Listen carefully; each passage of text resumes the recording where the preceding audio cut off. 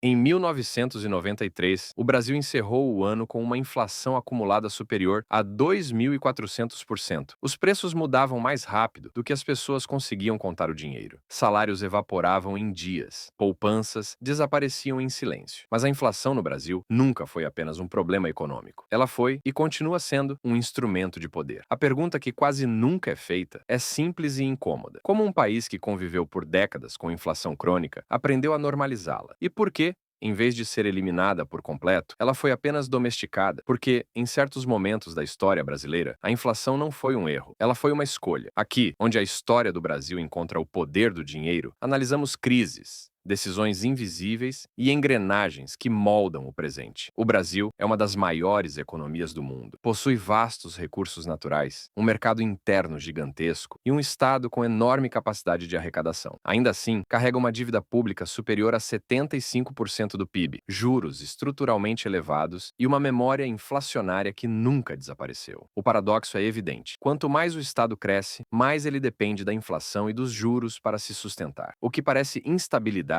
é, na verdade, um equilíbrio controlado, um sistema onde a inflação funciona como um imposto invisível, silencioso e regressivo. A raiz desse mecanismo nasce ainda no Brasil colonial, quando a coroa portuguesa financiava seus gastos, extraindo riqueza sem desenvolver o território. No Império e na Primeira República, o Estado já gastava mais do que arrecadava. A solução recorrente era simples: emissão monetária. Durante a ditadura militar, entre 1964 e 1985, o modelo se sofisticou. O país cresceu, mas financiado por dívida, crédito fácil e inflação politicamente administrada. Nos anos 80, a conta chegou. A chamada década perdida transformou a inflação em um fenômeno diário, estrutural e social. Planos econômicos fracassaram porque tratavam sintomas, não o sistema. A inflação funciona como um vazamento constante no bolso da população. O Estado gasta. Quando não arrecada o suficiente, emite dívida. Quando a dívida cresce demais, os juros sobem. Quando os juros sobem, a economia desacelera, mas a inflação corrói salários antes que eles sejam reajustados. Ela transfere renda de quem vive do trabalho para quem controla ativos financeiros. É como uma esteira rolante invisível. Quem está parado perde posição. Quem já está no topo se mantém. O Brasil não opera isolado. Depende de capital externo, exportação de commodities e credibilidade internacional. Estados Unidos, China e Europa observam o país pelos números: inflação, juros, câmbio e dívida. Organismos internacionais e agências de risco não governam o Brasil, mas condicionam suas decisões. Cada descontrole inflacionário ameaça a confiança, e confiança é o verdadeiro lastro do sistema econômico. Fundos de investimento, bancos, seguradoras e grandes detentores da dívida pública lucram com juros elevados. Quanto maior o medo da inflação, maior a justificativa para juros altos. E quanto maiores os juros, maior a transferência de recursos do Estado para o sistema financeiro. Não se trata de conspiração, mas de arquitetura. Um sistema desenhado para preservar estabilidade para poucos, enquanto administra a instabilidade para muitos. A hiperinflação dos anos 80 destruiu a classe média. O confisco do Plano Collor quebrou a confiança social. A crise cambial de 1999, a recessão iniciada em 2014 e o choque da pandemia em 2020 deixaram a mesma marca, a inflação retornando como ameaça constante. Cada crise